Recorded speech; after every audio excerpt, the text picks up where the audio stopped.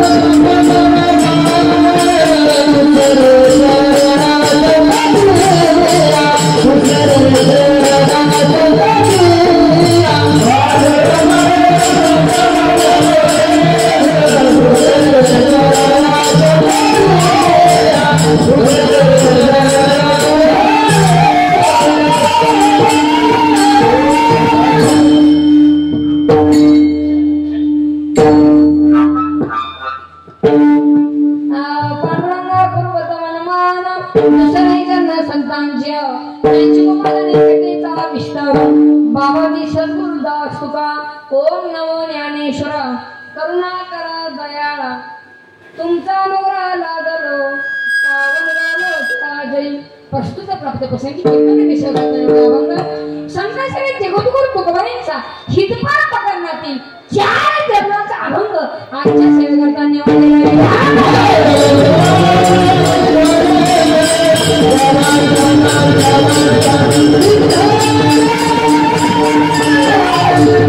कीर्तन सुरुवात करण्यापूर्वी छोटासा परिहार देणे हे वक्त्याचे कर्तव्य ठरते.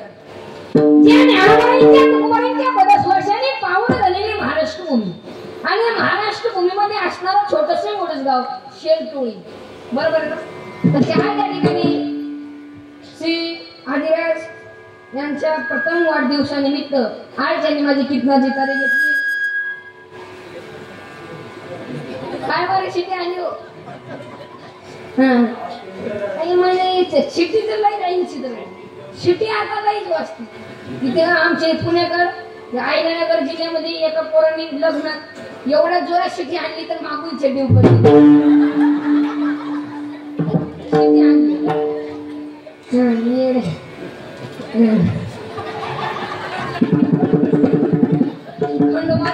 तुमच्या अंगात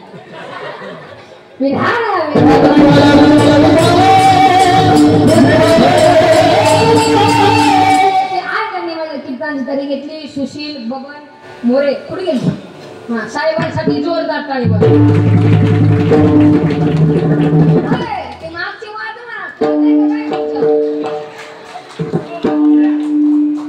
असं ट्रेन बसायचं असं भामट्यामुळे कीर्तन ऐकायचं नाही. माझी जिंदगी कसं काय फ्रेश बसायचं कर्ज आहे का तुमच्यावर. ज्याच्यावर कर्ज आहे ना तोच करा मरत होऊन दे कर्ज. पोरं आहे ना मरत परत भरायचं अर्जन काढायचे कर्ज पण मोकळ बसायचे. मी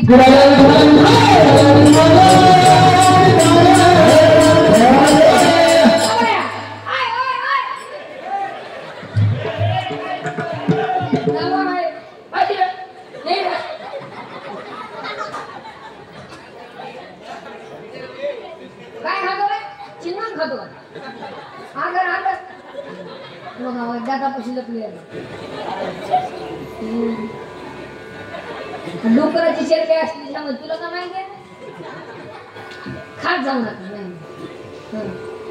सुंदर कसा कार्यक्रम ठेवला त्यांना पण धन्यवाद देतो. तसेच सरपंच माजी सरपंच पोलीस पाटील कर्मचारी तंटा मुक्ती अध्यक्ष आणि बाहेरगावून आले पाहुणे मंडळी गायनाचार्य मुरदुंगाचार्य टाळकरी मालकरी माझी आई बहिणी भातदार चोपदार देवणे बिवणे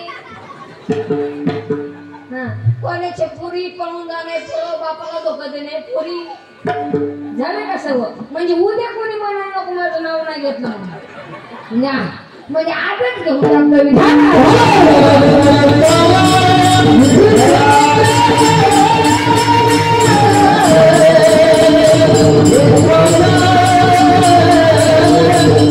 आणि आज सुशील साहेबांनी एवढा मोठा दिवा बघा सोहळा केला आणि याला भाग्य पाहिजे.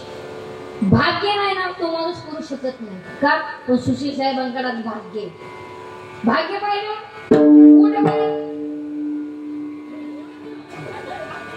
मंदिरात जाण्यासाठी काय पाहिजे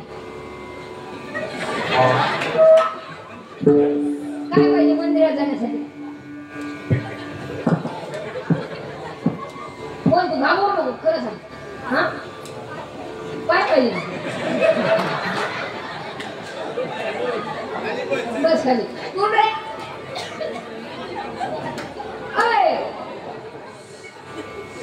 कोण रे सामीवाला. मंदिरात जाण्यासाठी काय पाहिजे. हा भाग्य पाहिजे. वा वा टाळी वाजवा. कुठे वन साइड वाजवा आतली चेडी नाही आतली वन साइड करतो. चेन आहे का चेन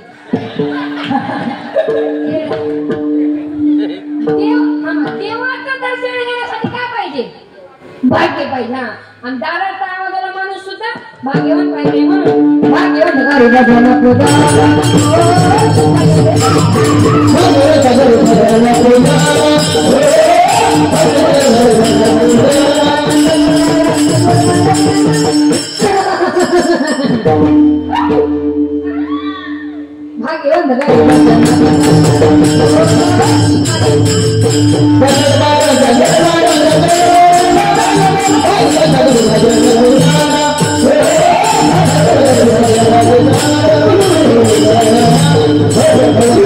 दोन्ही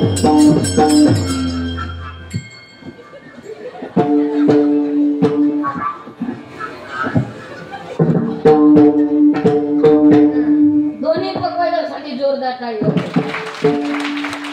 एका पक्षाने एक चढे हे मारुती आणि भीम म्हणजे वजनदार आहेत आणि असं साधं समजू नका.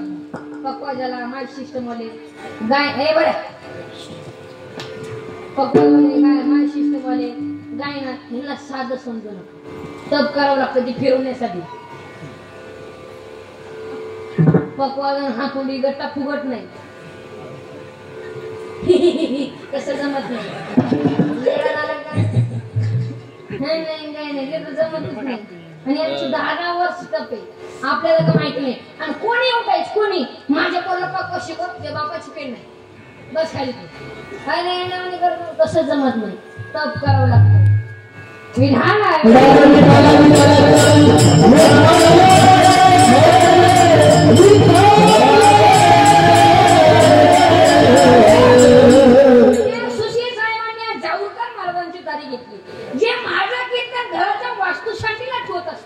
वर्षात दुसरं घर झालंच पाहिजे. आणि जे माझं कीर्तन आहे जे माझं कीर्तन किराणा दुकानदारच्या उद्घाटनाला ठेवलं. किराणा दुकानदार वर्षात दुसरं दुकान झालं. आणि जे माझं कीर्तन वाढदिवसाला होतं नाही नाही नाही नाही तो माणूस 100 वर्ष जगतो म्हणून. आणि एका 100 वर्ष जगणार अजून. सुशील साहेब तुम्ही आता चिंता काय करू नका. आणि जे माझं कीर्तन लग्नात होतं मग आता त्याच्या विचार तुम्ही केला होता.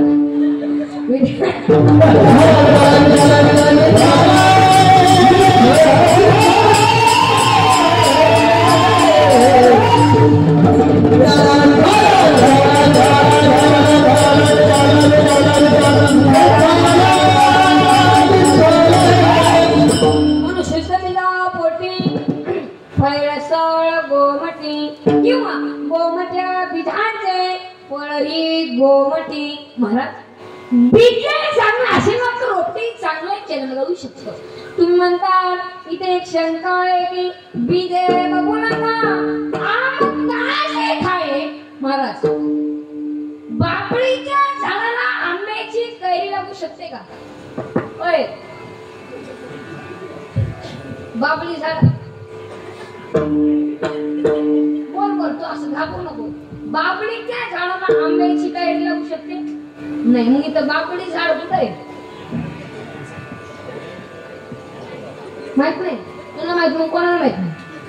बस काय कुठे कुठे इथं बाबळी झाड कुठे आहे.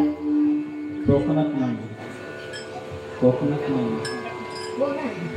हा कोकणात नाही पण इथं म्हणजे दुसरीकडे कुठे आहे माहित नाही का. बस बरं शुद्धलीला पोटी गोमटी. मग महाराज हिरण्यकशिपू मग एवढा पापी मग भक्त प्रल्हाद का जन्माला आला त्याचं एक कारण आहे. पूर्वी काळामध्ये हिरण्यकशिपूची पत्नी काळेली. त्या काळेलीला इंद्रदेव चोरणे असताना तेव्हा नारदाचं लक्ष गेलं. नारदाने हात मारून सांगितली हे इंद्रा अरे ती महान पतिव्रता आहे ती ते सोड.